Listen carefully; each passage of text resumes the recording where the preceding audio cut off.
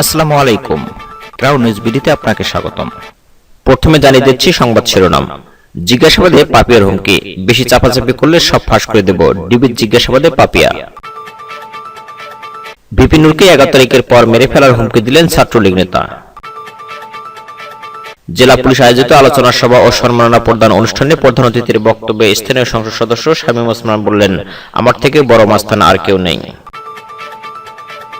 আফগানিস্তান তালেবানদের সাথে শান্তি চুক্তি ভঙ্গ করলে ফের অভিযানের হুঁশিয়ারি ট্রাম্পের, সেনা প্রত্যাহার করে নেওয়ার কথা জানালেন ট্রাম্প। মাহাথিরকে টপকে যেভাবে মালয়েশিয়ার প্রধানমন্ত্রী হলেন মহিউদ্দিন, নতুন প্রধানমন্ত্রীর নিয়োগকে পার্লামেন্টে চ্যালেঞ্জ করবেন মাহাথির মোহাম্মদ। শুনছিলেন সংবাদ শিরোনাম, এবার বিস্তারিত। গোয়েন্দা পুলিশকে হুমকি দিয়ে যুব মহিলা লীগের সদ্য বহিষ্কৃত নেত্রী শামীমা নূর পাপিয়া পেপিউ বলেছেন, বেশি চাপাচাপি করবেন না, করলে সব ফাঁস করে দেব। ডিবির জিজ্ঞাসাবাদকালে তিনি বলেন, গত জাতীয় সংসদ নির্বাচনে দলের মনোনয়ন পেতে 10 কোটি টাকার উপর খরচ করেছে। নরসিংদী জেলা যুব মহিলা লীগের সাধারণ সম্পাদকের পদ বাগাতে প্রায় 4 কোটি টাকা খরচ করেছে। দলীয় পদ পেলেও এমপির মনোনয়ন পায়নি। মনোনয়নের ব্যাপারে যারা টাকা নিয়েছিলেন তারা টাকা ফেরত দেননি। তিনি বলেন, আমার বিরুদ্ধে প্রতারণার যেসব অভিযোগ আনা হচ্ছে তার চেয়েও অনেক বেশি আমি প্রতারণার শিকার হয়েছে। তাই পরবর্তী সময় ব্ল্যাকমেলিং করে কয়েকজনের কাছ থেকে মোটা অঙ্কের অর্থ আদায় করেছে। তদন্ত সংশ্লিষ্ট ডিবি কর্মকর্তাদের জিজ্ঞাসাবাদে পাপিয়া বেশ কয়েকজনের নামও বলেছেন, তবে এইসব নাম প্রকাশ করতে গোয়েন্দা কর্মকর্তারা রাজি হননি। এদিকে জিজ্ঞাসাবাদের মুখে পাপিয়ার আরেকটি আস্তানার সন্ধান পেয়েছে ডিবি। 5 তারকা হোটেলের বাইরে পাপিয়ার আরেকটি আস্তানার সন্ধান পেয়েছে ডিবি। রাজধানীর ফার্মগেটে 28 ইন্দিরা রোডে বহুতল ভবনের 3য় তলায় একটি ফ্ল্যাট ভাড়া নেন তিনি। মাসে অর্ধলক্ষাধিক টাকা ভাড়া দিলেও ওই ফ্ল্যাটে তার নিয়মিত যাতায়াত ছিল না। ফ্ল্যাটটিতে মাঝে মধ্যে আমোদ ফুর্তির আসর বসত, সেখানে অনেক নেতা এবং আমলা আসতেন বলে গোয়েন্দাদের জানিয়েছেন পাপিয়া। ইতিমধ্যে ডিবি পুলিশ ওই ফ্ল্যাট পরিদর্শন করেছে। একই সঙ্গে ভবনটির কেয়ারটেকারের সঙ্গে পুলিশ কথা বলেছে। কেয়ারটেকারের উদ্ধৃতি দিয়ে ডিবি পুলিশ জানান, মাঝে মধ্যে রাত 12টা থেকে 1টার দিকে 7 থেকে 8 জন নারী নিয়ে ওই ফ্ল্যাটটিতে আসতেন পাপিয়া। কোনোদিন নিজেই গাড়িতে করেই আসতেন তিনি, আবার কোনোদিন অন্য কেউ এসে তাকে নামিয়ে দিয়ে যেতেন। যেদিন রাতে আসতেন সেই দিন রাত থেকে পরদিন দুপুর পর্যন্ত তিনি সেখানে থাকতেন। ভবনটির কেয়ারটেকার জানান, পাপিয়া ম্যাডাম অনেক সময় বড় স্যারদের নিয়ে আসতেন। এইসব স্যারের কয়েকজনের নামও বলেছেন কেয়ারটেকার।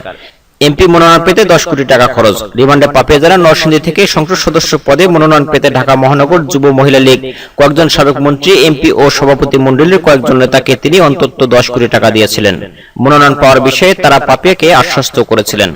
তিনি বলেন, এই বড় বিনিয়োগের পর মনোনয়ন না পেয়ে তিনি মানসিকভাবে ভেঙে পড়েন। জিজ্ঞাসাবাদের মুখে পাপিয়া বলেন, বড় এই বিনিয়োগের ক্ষতি পুষে নিতেই তিনি বেপরোয়া হয়ে ওঠেন। পরবর্তী সময়ে মনোনয়ন পেতে যাদের মোটা অঙ্কের অর্থ দিয়েছিলেন, ব্ল্যাকমেলিং করে তাদের কয়েকজনের কাছ থেকে মোটা অঙ্কের অর্থ আদায় করেছেন।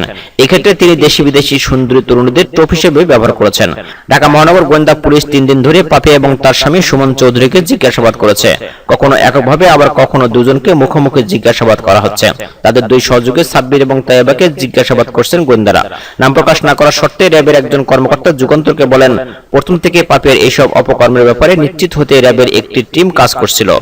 এদিকে ঢাকা বিশ্ববিদ্যালয়ের কেন্দ্রীয় ছাত্র সংসদের ভিপি নুরুল হক নূরকে প্রাণনাশের হুমকি এবং তার এক অনুসারীকে মারধর করার অভিযোগ উঠেছে ছাত্রলীগের এক কর্মীর বিরুদ্ধে।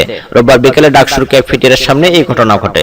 ছাত্রলীগের ওই কর্মীর নাম আদনান আহমেদ নাবিল। তিনি রাষ্ট্রবিজ্ঞান বিভাগের 3য় বর্ষের এবং সলিমুল্লাহ হলের আবাসিক ছাত্র। তিনি হল শাখার ছাত্রলীগের সক্রিয় কর্মী। প্রত্যক্ষদর্শীরা জানান, ভিপি নূর সহ কয়েকজন ডাকসু ক্যাফেটেরিয়ার সামনে দিয়ে যাচ্ছিলেন। এই সময় হঠাৎ করে নাবিল বলতে লাগলো, এই নূর, তোর সময় 11 তারিখ পর্যন্ত, এরপর বস্তায় ভরে গুম করে ফেলবো, মেরে ফেলবো। পরে নূরের সঙ্গে থাকা শাকিল মিয়া তাকে জিজ্ঞাসা করেন, তুমি কে? তখন নাবিল তাকে থাপ্পড় দেন। হামলা ও হুমকির ঘটনায় বিশ্ববিদ্যালয় প্রক্টর বরাবর লিখিত অভিযোগ দিয়েছেন বলে নিশ্চিত করেছেন ভিপি নুরুল হক নূর। এদিকে নারায়ণগঞ্জের সন্ত্রাসী ও মাস্তানদের প্রশ্রয় না দিতে পুলিশ প্রশাসনের প্রতি আহ্বান জানিয়েছেন সংসদ সদস্য শামীম ওসমান। রোববার দুপুরে নারায়ণগঞ্জের পুলিশ লাইন্সে পুলিশ মেমোরিয়াল ডে উপলক্ষে জেলা পুলিশ আয়োজিত আলোচনা সভা ও সম্মাননা প্রদান অনুষ্ঠানে প্রধান অতিথির বক্তব্যে স্থানীয় সংসদ সদস্য শামীম ওসমান এই আহ্বান জানান। শামীম ওসমান বলেন, আমার কাছের লোক হলো, আপনারা কাউকে খাতির করবেন না। কোনো মাস্তান, বন্দুকবাজ বা লাঠিয়াল বাহিনী আমার দরকার নেই, কারণ আমি নিজেই জানি আমার থেকে বড় মাস্তান আর কেউ নাই। তিনি বলেন, নারায়ণগঞ্জ পুলিশ প্রশাসনের কিছু সংখ্যক লোকের কারণে আমাদের অনেক ক্ষতি হয়েছে। আমাদের অন্য কোনো দলকে দমন করার জন্য পুলিশের দরকার নেই। নারায়ণগঞ্জ আমরা একলাই যথেষ্ট। শামীম হোসেন বলেন, রাতের বেলা ডাকলে এখনো 2 লাখ লোক বের করতে 1 ঘন্টা সময় লাগে, ওই ক্যাপাসিটি আমার আছে। 79 সনে জিয়াউর রহমানকে আটকে রাখার লোক আমরা। কিভাবে আন্দোলন করতে হয় আর কিভাবে আন্দোলন ঠেকাতে হয় আমরা সেটা জানি। অতীতের কথা উল্লেখ করে শামীম ওসমান বলেন, 2001 সালের আগে পুলিশ প্রশাসনের কাছে যত অস্ত্র না ছিল তার থেকে বেশি অস্ত্র একা আমার নিজের কাছে ছিল। তবে আজকে আমার গাড়িতে অস্ত্র আছে কিনা তা আমি নিজেও জানি না। আমি সবসময় মনে করি আমি বিরোধী দল, আমি সাধারণ মানুষের দল। নারায়ণগঞ্জ জেলা প্রশাসক এবং পুলিশ সুপারকে সৎ ব্যক্তি হিসেবে উল্লেখ করে শামীম ওসমান বলেন, আমি একজন জনপ্রতিনিধি সংসদ সদস্য হিসেবে নয়, জনগণ হিসেবে তাদের প্রত্যেকটি কথাই টের পাই। তারা জনগণের কাছে দায়বদ্ধ থাকতে চায়, তাদের নিয়ে আমি গর্ব করি। জেলা পুলিশ সুপার মোহাম্মদ জাহিদুল আলমের সভাপতিত্বে আলোচনা সভায় বক্তব্য রাখেন সংসদ সদস্য লিয়াকত হোসেন খোকা, জেলা প্রশাসন মোহাম্মদ জসিমউদ্দিন, জেলা পরিষদের চেয়ারম্যান মোহাম্মদ আনোয়ার হোসেন। আলোচনা সভা শেষে কর্মরত অবস্থায় নিহত হওয়া পুলিশ সদস্যদের পরিবারকে সম্মাননা ও আর্থিক অনুদান দেওয়া হয়। এর আগে পুলিশ মেমোরিয়াল ডে উপলক্ষে জেলা পুলিশ প্রশাসনের উদ্যোগে নগরীতে বর্ণাঢ্য র্যালি বের করা হয়। র্যালিটি নগরীর প্রধান সড়ক ঘুরে পুলিশ লাইন্সে গিয়ে শেষ হয়। শান্তি চুক্তি ভঙ্গ করলে ফের অভিযানের হুঁশিয়ারি ট্রাম্পের। 2001 সালে নিউ ইয়র্কে ওয়ার্ল্ড ট্রেড সেন্টারে হামলার পরে তালেবানের বিরুদ্ধে যুদ্ধ ঘোষণা করে আমেরিকা। তারপর কেটে গেল 19 বছর। টানা যুদ্ধে দুই পক্ষেই ক্ষয়ক্ষতি হয়েছে বিপুল। এরপর গতকাল শনিবার শান্তি চুক্তি সই করেছে দুই পক্ষ। তবে চুক্তি ভঙ্গ করে তালেবানরা আবার যদি কোনো অঘটন ঘটানোর চেষ্টা করে তাহলে আমেরিকা কড়া জবাব দেবে, আফগানিস্তানে নিজেদের সেনা মোতায়েন করবে। শনিবার একথাই পরিষ্কারভাবে জানিয়ে দিলেন প্রেসিডেন্ট ডোনাল্ড ট্রাম্প। গতকাল চুক্তি সম্পন্ন হওয়ার পর ঐতিহাসিক এই ঘটনার জন্য জাতিসংঘ এবং ন্যাটোকে ধন্যবাদ জ্ঞাপন করেছে ডোনাল্ড ট্রাম্প। চুক্তির শর্ত মেনে আজ রবিবার থেকে সেনা প্রত্যাহার করে নেওয়া হবে বলে জানান তিনি। এর পাশাপাশি আফগানিস্তানের তালেবান নেতার সঙ্গে দেখা করার ইচ্ছা প্রকাশ করেন। প্রসঙ্গত তিনি বলেন, দীর্ঘদিন ধরে যুদ্ধ করে সবাই খুবই ক্লান্ত। এর ফলে অনেকে যেমন প্রাণ গেছে তেমনি আহত হয়েছেন প্রচুর মার্কিন সেনা। তাদের প্রত্যেককে ধন্যবাদ জানাতে চাই। এতদিন ধরে মার্কিন সেনারা প্রচুর তালেবান জঙ্গিকে শেষ করেছে। তবে এখন শান্তির আবহাওয়ায় তা মনে রাখার দরকার নেই, বরং এখন মানুষকে তাদের ঘরে ফেরানোর পালা। এই জন্য খুব তাড়াতাড়ি তালেবান নেতাদের সঙ্গে দেখা করে আলোচনাতেও বসতে চাই আমি। তবে ফের যদি কোনো বাজে ঘটনা ঘটে তাহলে আমরা আবার ফিরে আসবো।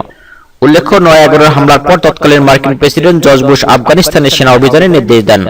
ওয়ার্ল্ড ট্রেড সেন্টার ধ্বংসের পর বিশ্বের মানচিত্রে সন্ত্রাসের নয়া সংজ্ঞা তৈরি করে তালেবানরা, যাদের একমাত্র শত্রু ছিল মার্কিন যুক্তরাষ্ট্র।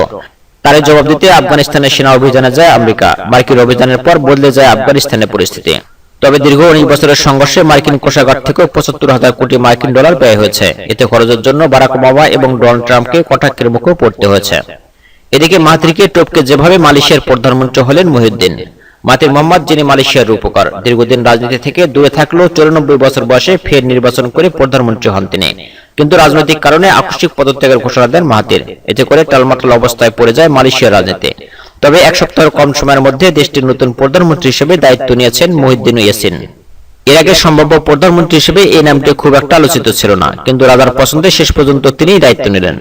প্রতিবেদনে উল্লেখ করা হয়, মালয়েশিয়ার নতুন একজন প্রধানমন্ত্রী পেলেও দেশটির রাজনীতিকে ঘিরে এখন বড় ধরনের অনিশ্চয়তার সৃষ্টি হয়েছে। কারণ আধুনিক মালয়েশিয়ার রূপকার দীর্ঘদিনের প্রধানমন্ত্রী মাহাথির মোহাম্মদ এই সিদ্ধান্তকে মেনে নিতে পারেননি। মালয়েশিয়ার রাজনীতিতে গত কয়েক বছর ধরে প্রাধান্য বিস্তারকারী রাজনৈতিক মাহাথির মোহাম্মদ বলেছেন, মহিউদ্দিন ইয়াসিনকে প্রধানমন্ত্রী হিসেবে নিয়োগ দেওয়া অবৈধ ও বিশ্বাসঘাতকতা। মহিউদ্দিন ইয়াসিনকে মাহাথিরের উত্তরসূরি হিসেবে নির্বাচন করেছেন মালয়েশিয়ার রাজা। রবিবার তিনি তাকে শপথ বাক্য পাঠ করিয়েছেন। সাবেক স্বরাষ্ট্রমন্ত্রী মহিউদ্দিনকে সমর্থন দিচ্ছে নাজিব রাজাকের সাবেক ক্ষমতাসীন দল। দুর্নীতির অভিযোগে এই সরকারের পতন হয়েছিল। এদিকে মাহাথির মোহাম্মদ বলেছেন, তিনি নতুন প্রধানমন্ত্রীর নিয়োগকে পার্লামেন্টে চ্যালেঞ্জ করবেন। বিশ্বের সবচেয়ে পূর্বে নির্বাচিত নেতা মাহাথির মোহাম্মদ তার পুরনো রাজনৈতিক প্রতিদ্বন্দ্বী আনোয়ার ইব্রাহিমের সঙ্গে জোট গঠন করে 2018 সালে ক্ষমতায় ফিরে এসেছিলেন। তৎকালীন প্রধানমন্ত্রী নাজিব রাজাককে ক্ষমতা থেকে সরিয়ে তার এই বিজয় ছিল খুবই বিস্ময়কর। সরকারি তহবিলে বড় ধরনের দুর্নীতির অভিযোগে রাজাকের বিচার চলছে। আনোয়ার ইব্রাহিমের সঙ্গে করা জোট থেকে বের হয়ে মাহাথির মোহাম্মদের পদত্যাগের পর মালয়েশিয়ার রাজনীতিতে অচল অবস্থা সৃষ্টি হয়। কিন্তু মাহাথিরের পদত্যাগের সিদ্ধান্ত তার বিপক্ষে চলে যায়। 2018 সালে নির্বাচনী ফলাফল প্রসঙ্গ তুলে মাহাথির মোহাম্মদ বলেছেন, এটা অদ্ভুত ব্যাপার, পরাজিতরা সরকার গঠন করবে আর বিজয়ীরা হচ্ছেন বিরোধী দল। মহিউদ্দিন মাত্র এক সপ্তাহ আগে মাহাথির মোহাম্মদের জোট থেকে বের হয়ে যান এবং তার পুরনো দল উম্মনের সাথে ঘনিষ্ঠতা গড়ে তোলেন। অনেকে বিশ্বাস করেন ক্ষমতায় থাকার জন্য নতুন সরকারকে মালয় জনগোষ্ঠী এবং সংখ্যালঘুদের উপর নির্ভর করতে হয়। মহিউদ্দিন একবার বলেছিলেন, প্রথমে তিনি একজন মালয় এবং এরপর তিনি মালয়েশিয়ান। মহিউদ্দিনের প্রধানমন্ত্রী হওয়ার পর দেশটিতে এই আশঙ্কা তৈরি হয়েছে যে উম্মত যেসব নেতার বিরুদ্ধে দুর্নীতির অভিযোগ উঠেছে সেগুলো তদন্তের সামনের দিকে অগ্রসর নাও হতে পারে। মাহাথির 1981 সাল থেকে 2003 সাল পর্যন্ত প্রধানমন্ত্রী ছিলেন। আনোয়ার ইব্রাহিম ছিলেন তখন উপপ্রধানমন্ত্রী। কিন্তু নেতৃত্বকে কেন্দ্র করে বিরোধ সৃষ্টি হলে 1998 সালে আনোয়ার ইব্রাহিমকে বরখাস্ত করা হয় এবং তার জের ধরে তাদের সম্পর্কে ফাটল ধরে।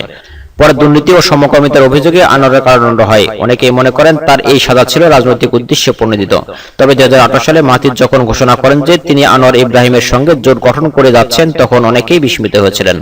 তিনি তখন বলেছিলেন নাজিব রাজাকের সরকারকে ক্ষমতা থেকে সরাতে তারা আবারও একজোট হচ্ছেন, তাদের জোট নির্বাচনে জয়লাভ করে। মাতি শেষ পর্যন্ত আনোয়ারের কাছে ক্ষমতা হস্তান্তর করতে সম্মতি হয়েছিলেন, কিন্তু কখন সেটা করা হবে সে প্রশ্ন তিনি বরাবরই এড়িয়ে গেছেন।